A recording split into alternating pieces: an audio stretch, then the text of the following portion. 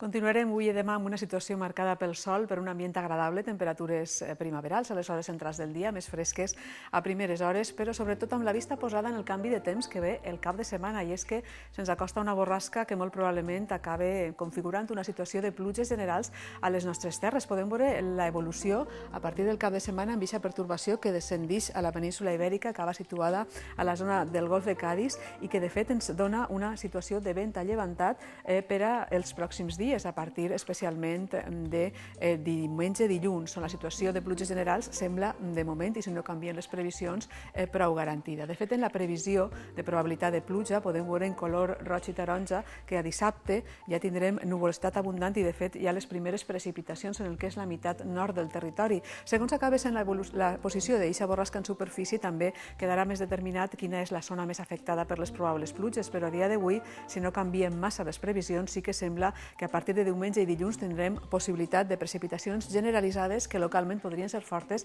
i anar acompanyades de tempesta. Ho veurem en la previsió. Ara primer farem un repàs al que ha sigut la jornada d'avui, que encara no té res a veure en això. Comptàvem encara amb vent aponentat, tot i que ja tendirà a perdre força.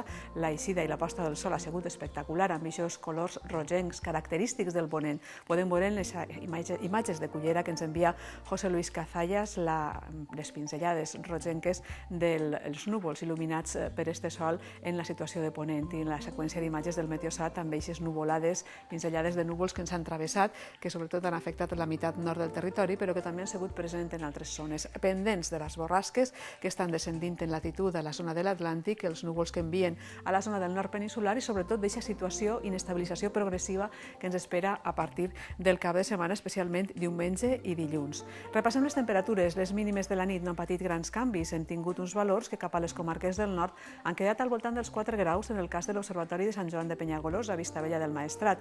8 han registrat a Fredes i Morella i 10 ha sigut la mínima de Segorbe. A Xert han baixat els termòmetres fins als 12 graus i a la ciutat de Castelló la mínima ha sigut de 16. A les comarques centrals teníem uns valors que estaven al voltant dels 7 i 8 graus, en el cas de Utiel i Titaguas, respectivament. 13 graus han registrat a Bunyol, 12 a Xàtiva, 17 era la temperatura mínima a Gandia i 15 a la ciutat de València. I cap a les comarques del sud, els valors registrats d'avui més baixos estaven per davall dels 10 graus. En el cas del terme municipal de Villena, 12 han registrat a Alcoi, també a Orihuela, 14 han registrat a la ciutat d'Alacant, 13 a Benidorm i 14 a la ciutat d'Elx.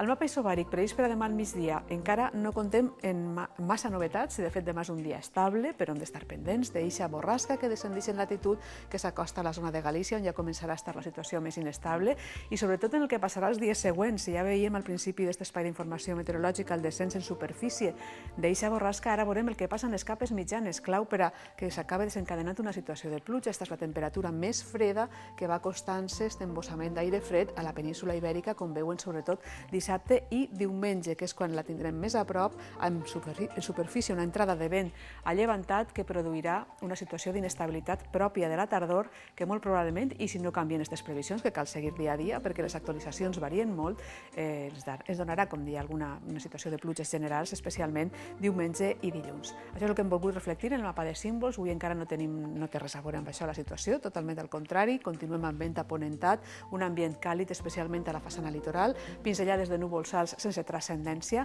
Demà divendres serà un dia semblant, tot i que la primera part del dia comptarem amb domini del sol, alguns núvols alts, però ja de vesprada, amb el canvi de vent que girarà a llevant, podrem tindre a partir d'últimes hores núvols que es començaran a enganxar a la costa, símptoma d'aquest canvi de temps que ve sobretot per al cap de setmana, però que ja demà es manifestarà en forma d'aquests núvols baixos que apareixeran en la zona litoral, especialment de la meitat sud. Els dies següents, dissabte, ja ho veuen, un dia amb nuvolositat molt abundant en tota la façana litoral. Podran començar a produir-se les primeres precipitacions que tendiran a generalitzar-se. Serà més difícil que afecten les comarques de l'interior, però en general podem dir que serà la tendència a que vagin generalitzant-se, especialment diumenge i dilluns, on, com veuen, la situació vindrà marcada per molta nuvolositat, per possibilitat de precipitacions que aniran afectant cada vegada més parts del territori, i dilluns comptarem amb pluges que poden ser, a més, localment fortes, anar acompanyades de tempesta i amb un vent en la mar persistent de gregal i de llevant que contribuirà a aquestes pluges puguen tindre lloc. Per tant, pendents de la previsió per als pròxims dies, avui i demà sol, a partir del diumenge, precipitacions que seran probablement generals i localment fortes. Els deixem amb algunes imatges de la eixida i posta de sol, les primeres d'elles, espectaculars, amb aquestes condicions de visibilitat excepcionals que ens deixa el ponent. I us recordem que poden enviar fotografies a l'adreça que veuen, oratge@tvmediterraneo.es.